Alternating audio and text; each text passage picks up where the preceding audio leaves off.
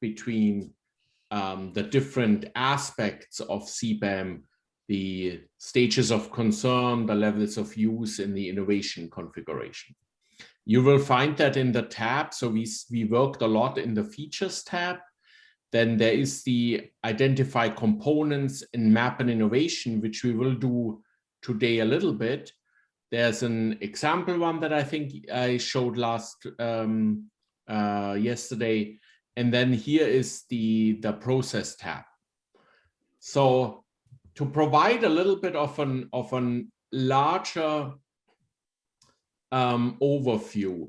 So the central person in doing CBAM on guiding an innovation is called the change facilitator.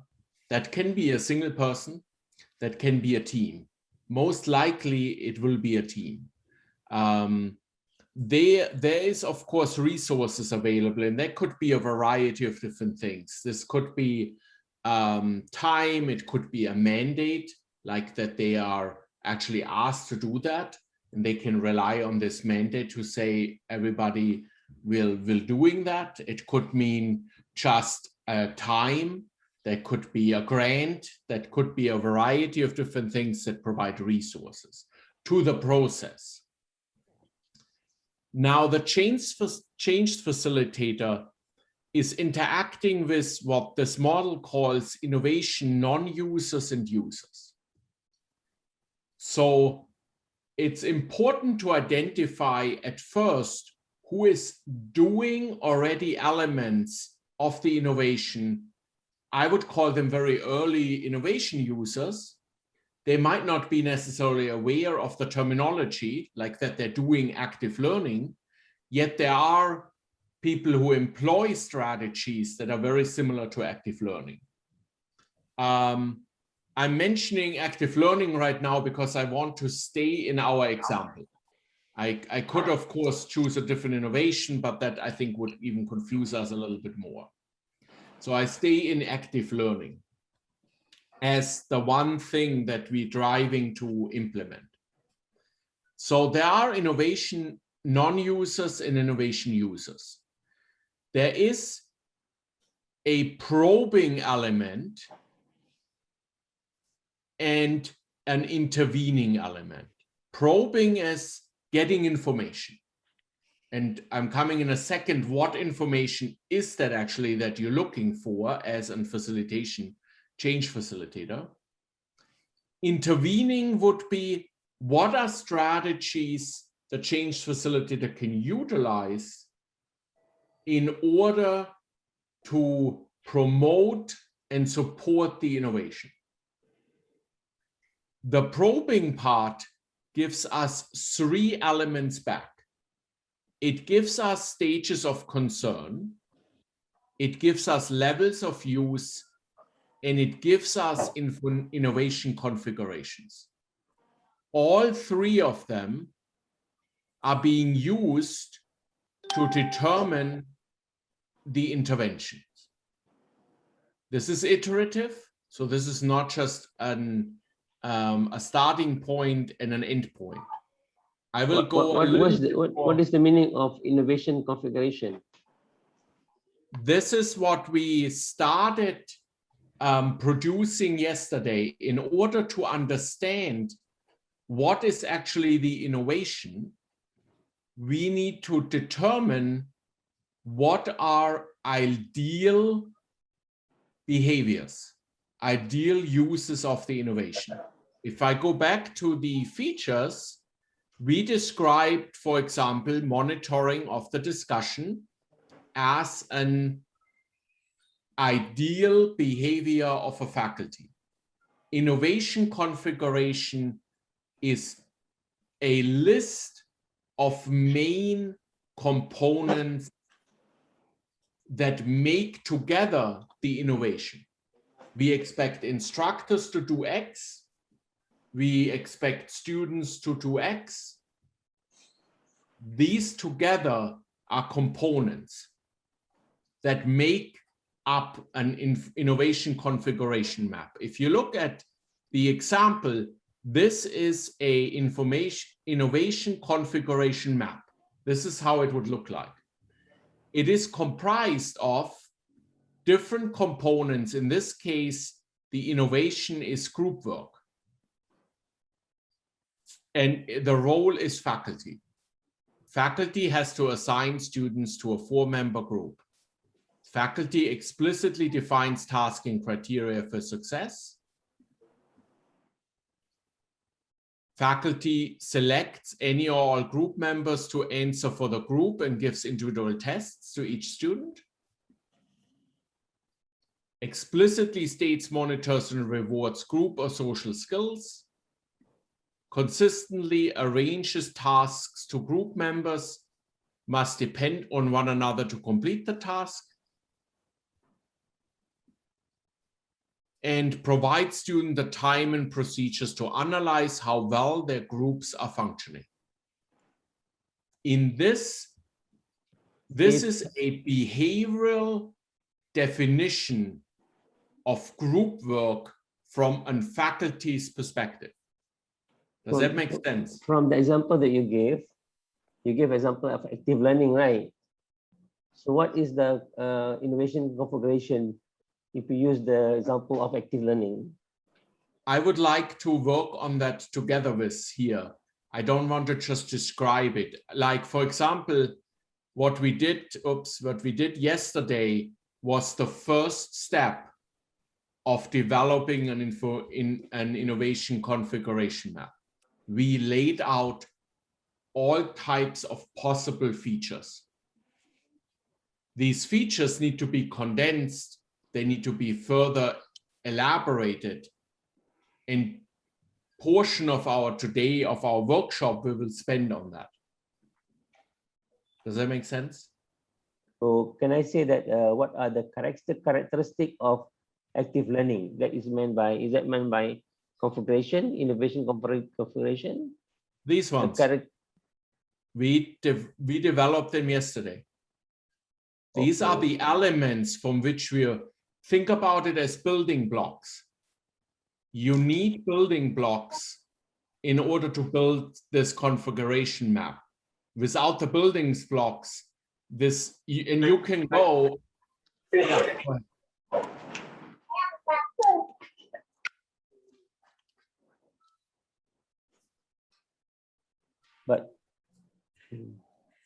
But this is quite. It comes a little bit clearer when I discuss the process. All right. Okay. So remember that the stages of concern are attitudes, beliefs, and emotions. This is not about what people do. This is what people feel and emotional connections towards the innovation. Can I do that? How well can I do that? What concerns do I have? And remember, we had 6 stages of concerns. Levels of use is all about behavior. What can I observe in a classroom? What can I observe in a classroom that is happening? And they are separated between ideal, what I'm seeing, variations and acceptable and non-acceptable uses. If, for example, in this example, this is indicated by 1 and 2, level 1 and 2 are ideal and acceptable. And here starts the non-acceptable uses. They are defined by the change facilitators together with the participants. This is informed partially by literature, by existing research of what makes the innovation, but it's partly also defined of what is acceptable in the context, in this particular situation, with particular instructors. There might be variations in there. If you look at, so this is the overall, you probe, you get emotional concerns, you understand what people are doing or not doing in terms of the innovation, you make this into a map, and then you start an intervention. If we want to do that more of a step-by-step process, we did yesterday step 1. We ask for innovation components. What are the components of active learning? In this case, the facilitator and the developer ask, we developed a list of components, dimensions, variations. Remember, we had students are giving feedback, they're discussing, they are giving peer assessment, they are, so these would be variations of students talking with each other in some level or another. What would happen in step 2 is you would actually go to a small number of users. You can identify them as people who are users of already active learning. You probably, when you implement, you find people who do a lot of elements already. You also observe them. You interview 4 stages of concerns. What are concerns you currently have? And you observe them in their classrooms or in their planning period, depending on what the intervention is. And you adjust and expand the list of components. So if you go in a classroom and you're like, oh, they do this really interesting activity with their students, we don't have that in our list of acceptable things, and I think we should, then you would include that. From this adjusted, expanded list, you draft the IC map. Again, this is the example of an IC map. You draft this map, you interview again, you look at components and variations, you develop questions for a larger sample of people whom you want to implement. So the first group might be a pilot group. Now you're doing it with a larger set of people. And some of these things you might have done you might have arrived at the same information through a different process. You know, you work on active learning for faculty development for a long time. So I presume you have a lot of information already there to, for example, construct an IC map. So you might not want to go through step 1 and step 2. You develop questions for the larger sample of people. You do now interview and observations with a range of students, users. This could be interview, that could also be survey. Then you construct a semi-final checklist. You might verify that with experts, and you make your final revisions. What you're resulting in is you're resulting in something that looks very much like a rubric. If you go back into a classroom and say, I want to see, does that person, in this case, in this example, group work, does this person make group work right? How we specified it, how we trained it. You would go and see, are students in 4-member groups? And this might be too restrictive for your context, right? I'm just using it as an example. You can check, are there explicitly defining tasks and criteria? If that's not going on, where do they fall? And you come away from a classroom observation and have a mark for and know where these faculty are. You would go possibly back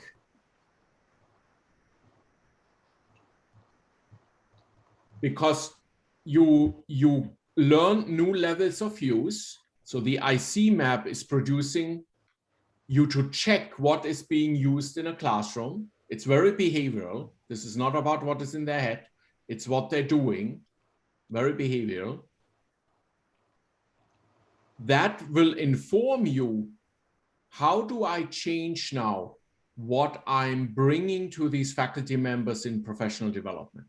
You might have a group of 30, 40 faculty, and you observe and produce rubrics for what they implement. And then you find out that, for example, in this component, structuring the task, most all of them don't specify criteria for success. For your next workshop, you might make a workshop, you might send a reminder, you might send a checklist where this is being highlighted and say, are you doing that? Remember, this is part of our innovation. With the idea that this intervention would result in a different level of use. Does that make sense? Johannes, does that mean when we are developing the innovation configuration map, we have, or even defining the levels of use, we should be asking people who have knowledge in that area? Yes. Or possible the experts in the area? I would always, there's so much in the literature, I would always look at the literature, I would look at experts, and then I would also include people who teach, whom when you observe, you see, oh, okay, they're doing basic elements or even advanced elements of active learning.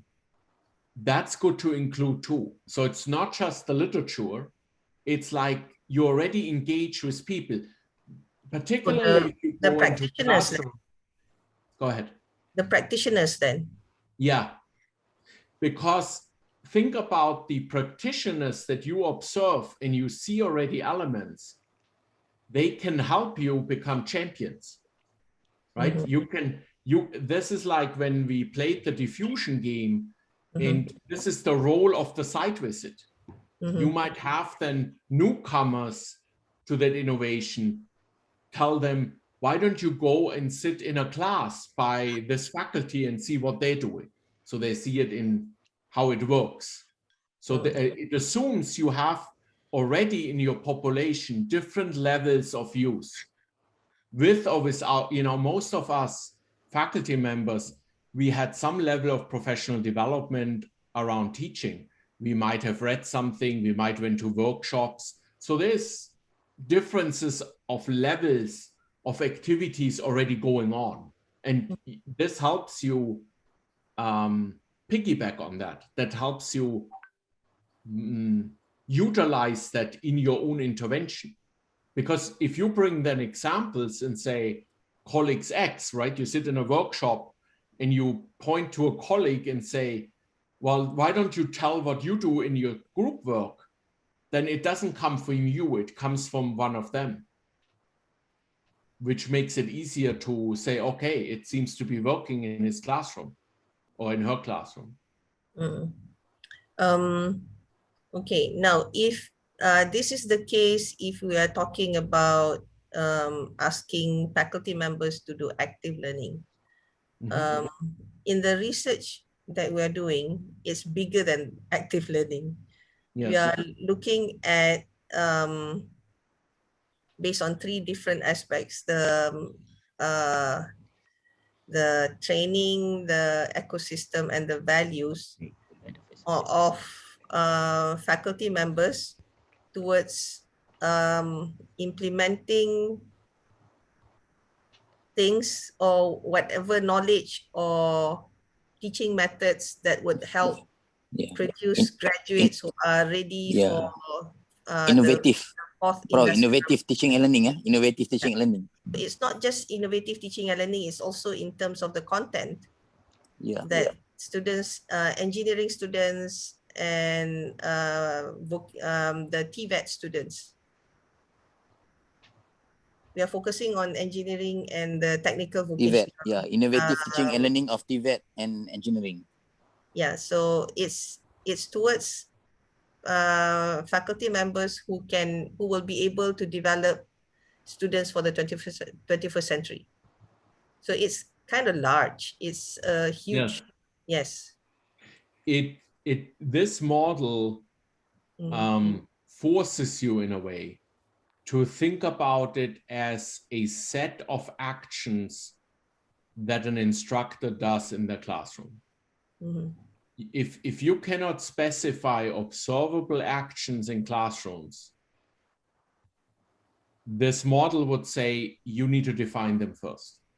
Okay. You need to be able, when you go into any classroom, you need to be able to judge from the actions how well is that being done already, or how well is it being done after you gave a workshop or an intervention.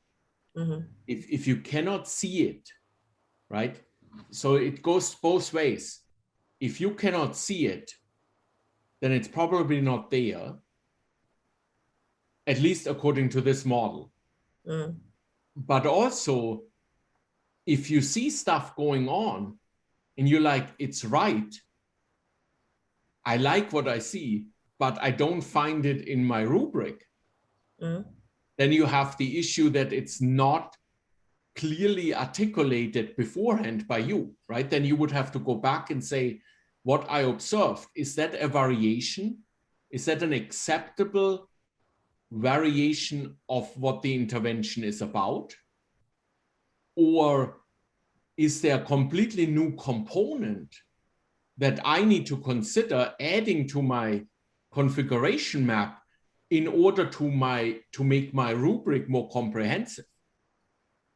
Because if that one person doing something that is really innovative, it fits with the overall description of what you're aiming for, but you don't have it in your rubric, means you're really not actively teaching that in your faculty development, because the faculty development is based on your innovation configuration. Does that make sense? Yep. I think then we'll have to go and define and seek what we would think would be included in the scope that we would like to study. Yes, and the tricky part is, I found the tricky part with faculty members, they tend to go back to content. They're like, but what I'm teaching is innovative, right? When you're looking here about a method of teaching, not necessarily content of teaching. Now, if the innovation is content, then you can use this model as well. It's just not as much fitting, because content, I can look at PowerPoint slides, I can look at syllabus, I can look at what people say, and I can look for buzzwords. Yeah. Right, Johannes, the innovation, sorry, bro, the innovation is the pedagogical approach, right, Johannes? Yeah. Right. Yeah, but then in the case of our research, it's not just the pedagogical approach. It's also about the content being taught so there will be elements of the content, but how the content is delivered will also be of concern. So pedagogical and content bro. Yes, because there's new content that has to be infused into, when we talk about the future, there's new content that has to be infused with the traditional content. It's like infusing things with computational thinking to develop computational thinking or logical thinking. Yes. And being able to use computational applications in traditionally just manual calculations, because those things are available now, and we find that there's faculty members who are so scared about using the simulators, because when they were studying, the simulators was not really used. I mean, they didn't learn about the simulators. but then they will resort to manual calculations, which is Yes. which is just horrendous. Yes. Yeah, I do agree. It should not just be the pedagogy. It should cover the content and like Prof. Karya mentioned, more recent updated content from other disciplines. If let's say from KVET and engineering education, biological content that, you know, for example, like biomechatronic, for example, you know, that has not been really deep dive, that we need to consider also. So there's two elements of what I would comment on that. The one is, if you're looking for content, you look at their material, right?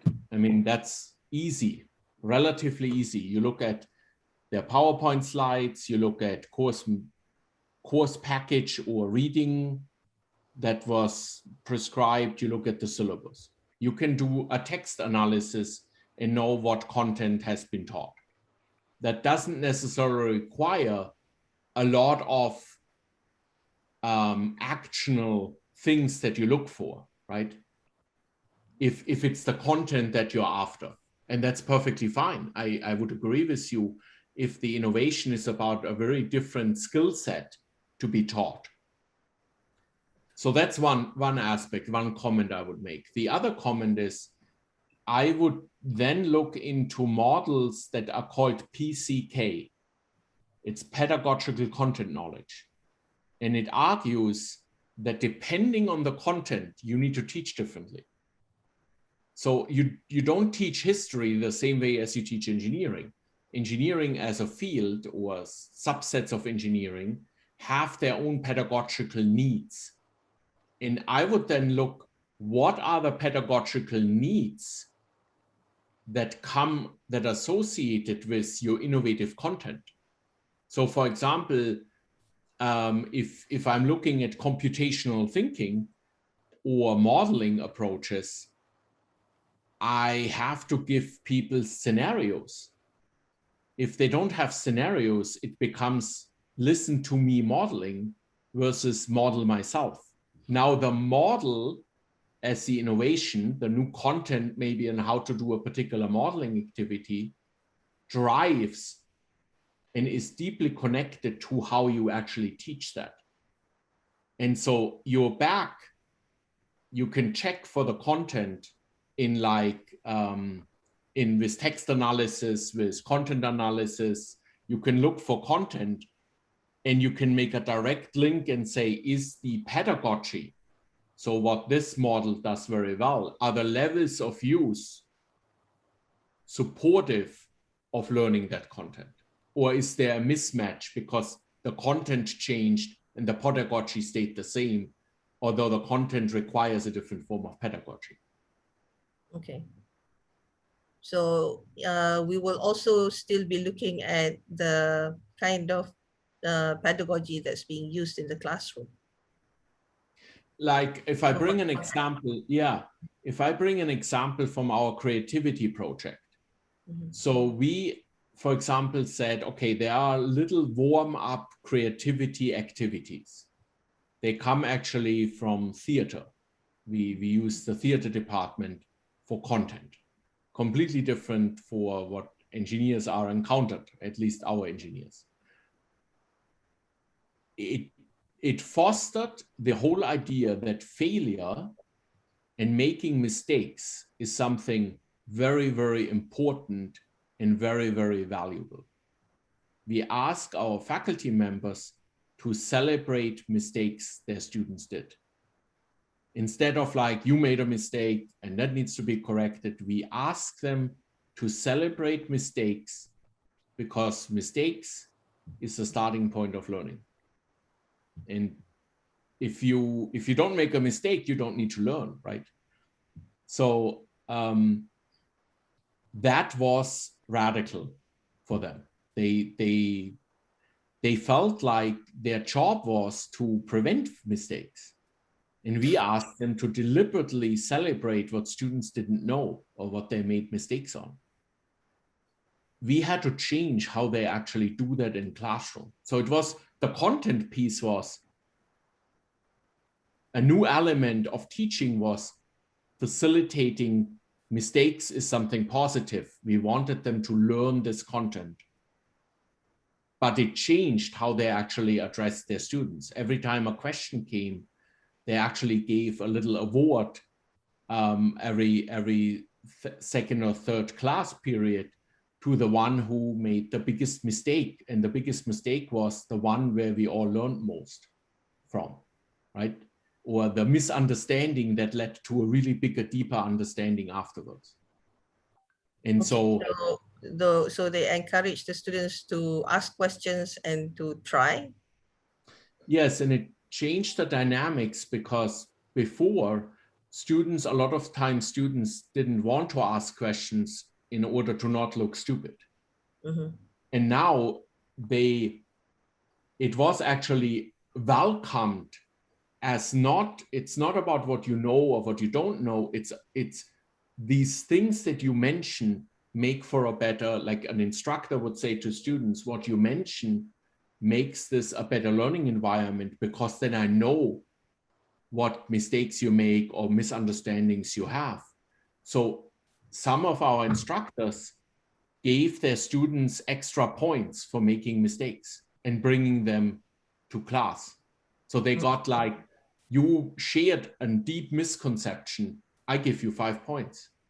And suddenly students shared more what they didn't understand. And the instructor was like, I had no idea. I lectured for two weeks and I thought they would get that, and they didn't, right?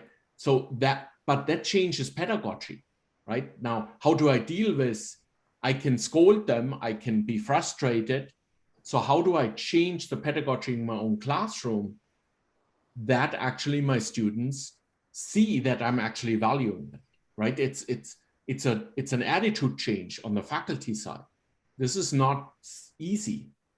If you're trained as an engineer, you know you don't want to make mistakes. I mean, mistakes as engineers cost life sometimes. So you want to avoid that.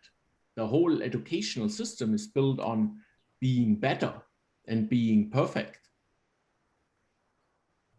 So content had a huge impact on delivery of content in the classroom.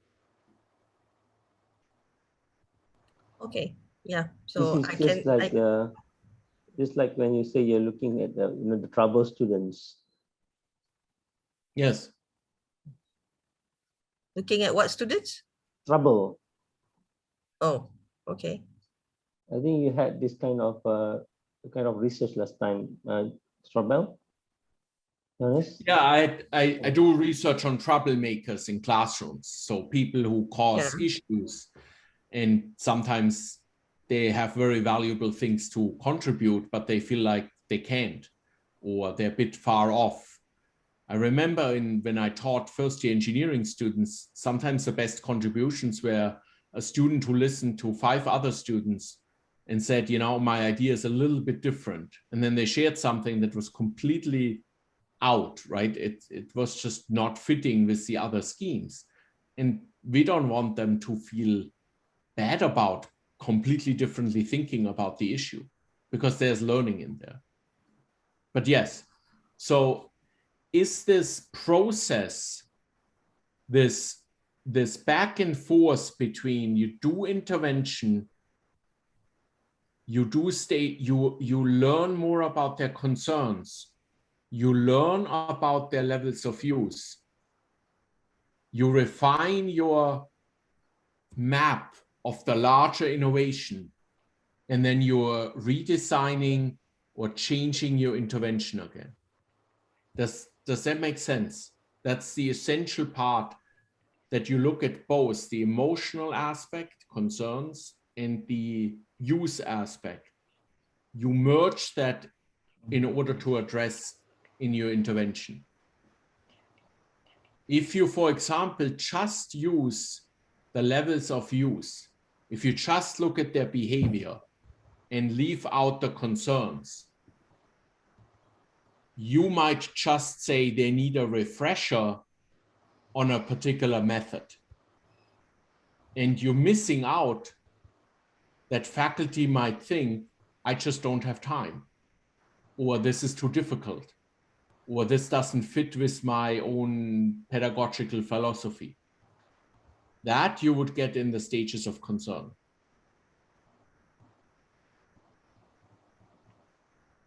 So they go hand in hand, the stages of concern and the levels of use. So this actually make it very dynamic, right? Yes. It's a dynamic process. It's not static. It's also not simple. I mean, if you can imagine making an innovation configuration map is long work. Yes, definitely. Yeah. Well, that's okay. With the funding, I hope we can do it. Yes. So let me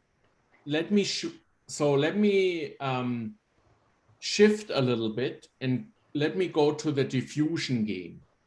And after the diffusion game and a little bit about different types of diffusion and different factors that play a role of adaptation, then we go back to working on some of the configuration maps. Yeah.